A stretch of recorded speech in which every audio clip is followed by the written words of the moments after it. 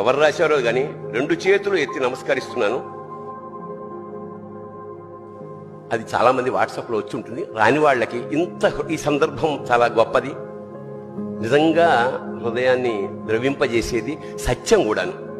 నాన్న ఎందుకో వెనకబడ్డాడు, అది శీర్షిక. అమ్మ 9 నెలలు మోస్తే నాన్న 25 ఏళ్ళు. రెండూ సమానమే అయినా నాన్న ఎందుకో వెనకబడ్డాడు. ఇంట్లో జీతం తీసుకోకుండా అమ్మ, తన జీతం అంతా ఇంటికే ఖర్చు పెడుతూ నాన్న, ఇద్దరి శ్రమ సమానమే అయినా అమ్మ కంటే నాన్న ఎందుకో వెనకబడ్డాడు. ఏది కావాలి అంటే అది వడ్డీ పెడుతూ అమ్మ, ఏది కావాలంటే అది కొని పెడుతూ నాన్న, ఇద్దరి ప్రేమ సమానమే అయినా అమ్మకొచ్చిన పేరు ముందు నాన్న ఎందుకో బాగా వెనకబడ్డాడు.